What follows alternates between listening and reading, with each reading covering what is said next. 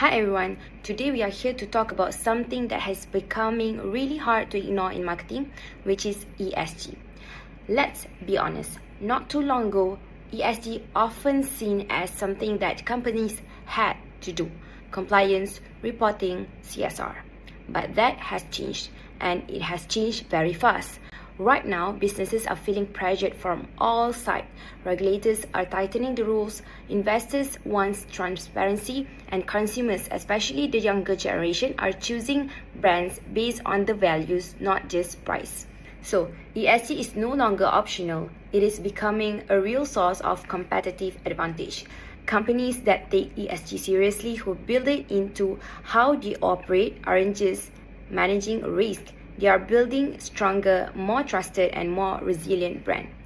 Today, our panel will explore this journey from three angles. First, the strategy side, how ESG fits into business and marketing decision. Then, the marketing impact, how ESG shapes loyalty, differentiation, and growth. And finally, the challenges, because making ESG real is not easy. It comes with real risk. Our goal today isn't to paint ESG as perfect, it is to understand both the opportunities and the tensions, so we can talk honestly about what authentic ESG integration in marketing really looks like. With that, I'll pass to Mayuri. Alright, so let me start by briefly explaining what ESG really means in a business and marketing context. ESG stands for environmental, social, and governance, and together they describe how responsibly a company operates. The environmental aspects focuses on how company manages its impact on the planet, including emissions, energy use, waste, and overall environmental harm. The social dimension looks at how businesses treat people, including their employees, customers, communities, and even suppliers across the supply chain. And governance, it simply refers to the leadership quality, ethics, transparency, and accountability in decision making.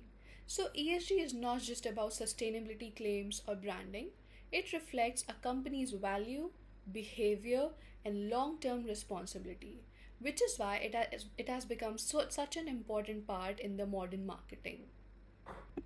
Now, let's talk about why and how ESG is integrated. ESG has become especially important today because it is being driven by real external pressures. First, regulatory bodies are introducing mandatory ESG reporting and requirements, which means companies must now disclose real data instead of broad promises.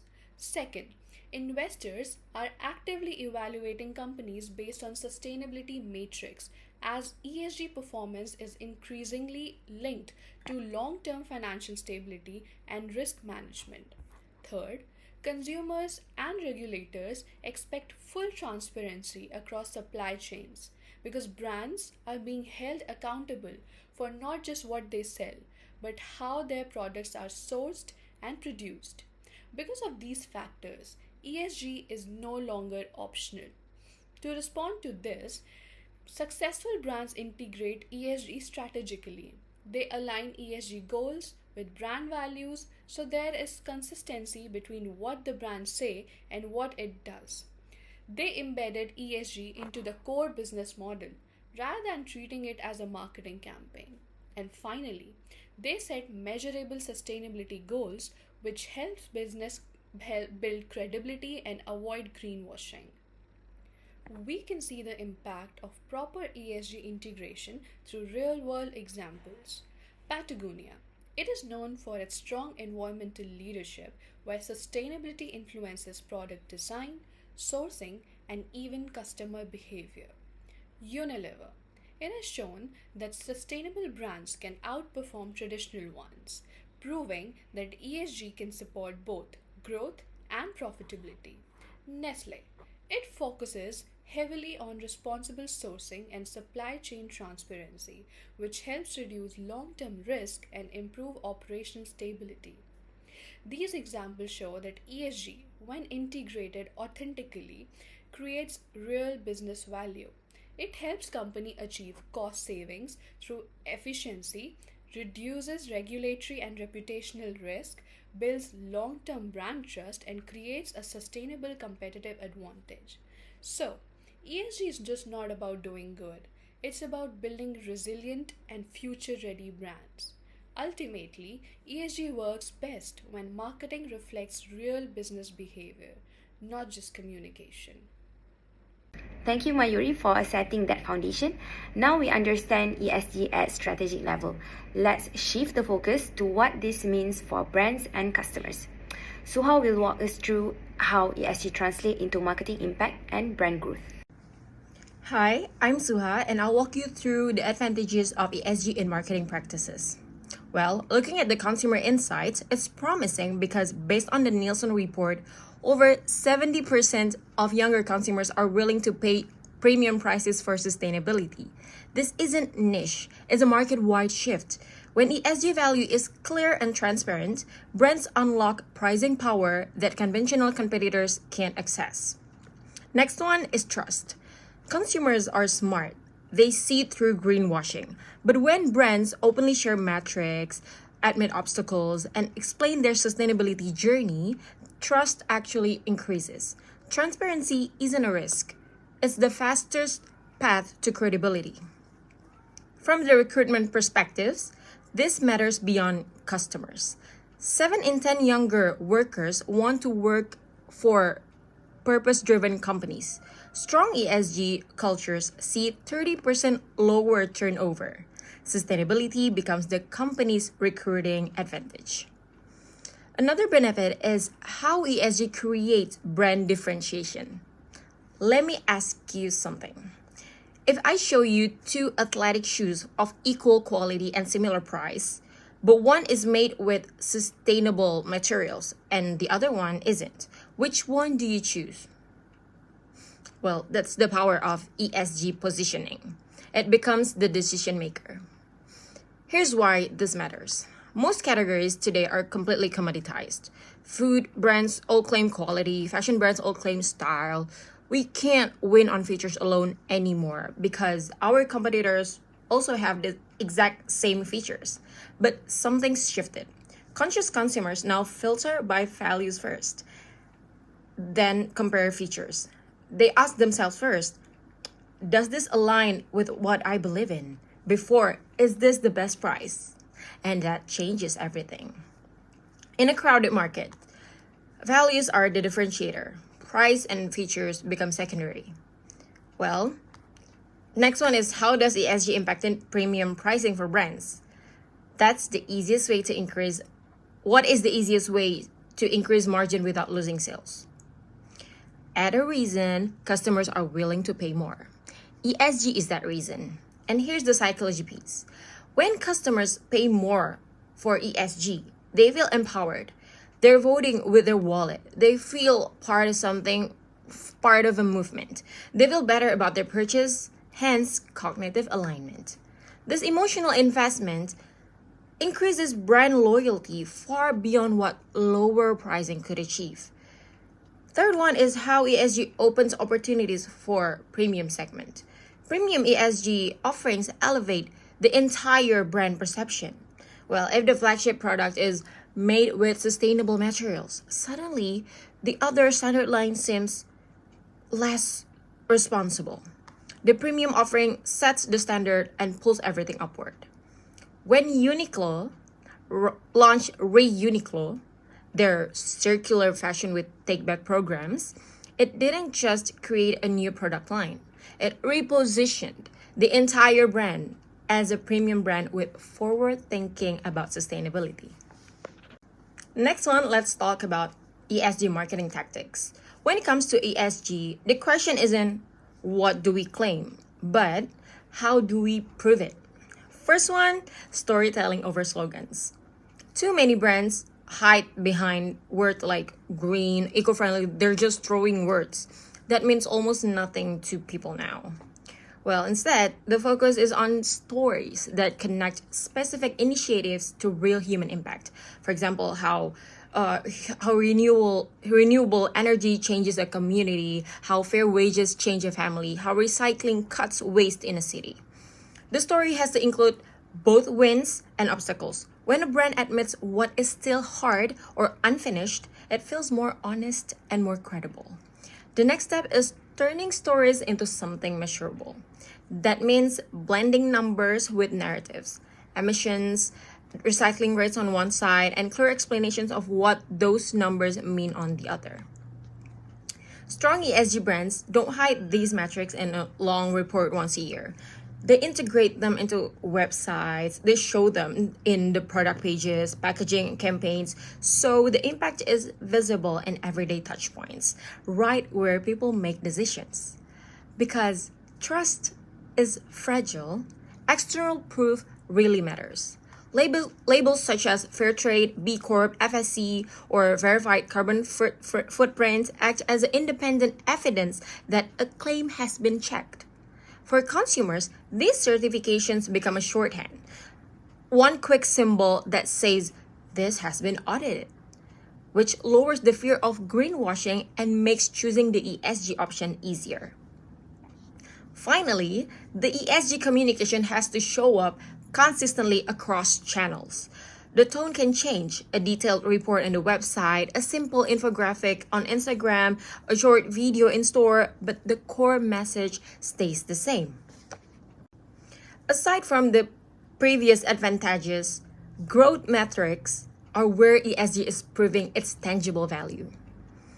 When a brand's ESG actions feel real and consistent, people trust it more and feel emotionally connected. That makes them more likely to buy again, stay longer, and try the new products from the same brand. Over time, that loyalty and advocacy push customer lifetime value as customers buy more often across more categories. The next one, credible ESG commitments shape how people see the brand as higher quality, more ethical, and more responsible. Those perceptions strengthen core brand equity dimensions like integrity and leadership. And in crisis, stakeholders are more likely to give the brand the benefit of the doubt instead of walking away. And the last one is sustainable product lines often grow faster than traditional ones and contribute more than their share to overall portfolio growth. As retailers and investors increasingly prefer ESG strong brands, those brands gain better shelf placement, stronger partnerships, and easier access to capital, which all help them capture and defend market share. I'll pass to the next presenter. Thank you, Suha. We have seen how ESG can strengthen the loyalty and brand equity. But of course, it is not all smooth sailing. To balance the discussion and surface the real-world challenges, let's hear from Kai, who will take on the risks, contradictions, and implementation realities of ESG. Hi everyone, my name is Kai, and let's start with one of the most critical challenges in ESG marketing, greenwashing. When ESG claims are made without real actions, consumer trust can be lost very quickly. Many companies exaggerate or selectively communicate their sustainability efforts, and today's consumers are informed and skeptical. Misleading claims can therefore cause long-term reputational damage. For example, like Shell has promoted climate-friendly messaging while continuing to invest heavily in fossil fuels. This inconsistency has attracted both public and regulatory criticisms and has weakened the brand credibility. So from a marketing perspective, this shows that ESG communication is not risk-free. The key takeaway from sustainable brand growth is that if ESG marketing is not backed by genuine operational efforts, it can undermine brand loyalties and long-term growth rather than supporting it.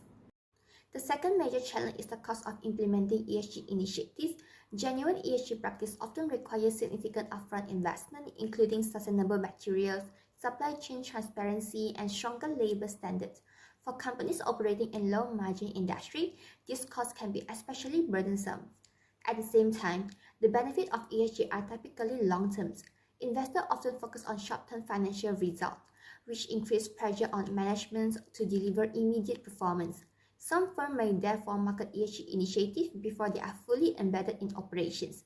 If these promises are unmet, this approach can backfire and damage the brand credibility.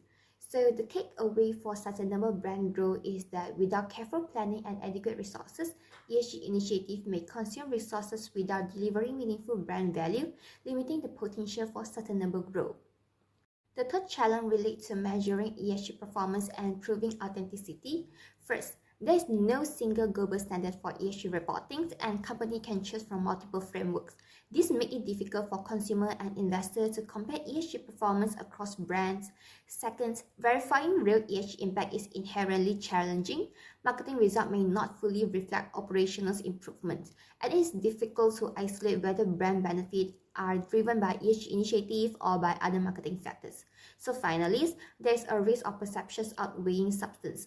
ESG success may sometimes reflect effective storytelling rather than actual impact. Without clear measurements and verifications, it is hard to prove authenticity.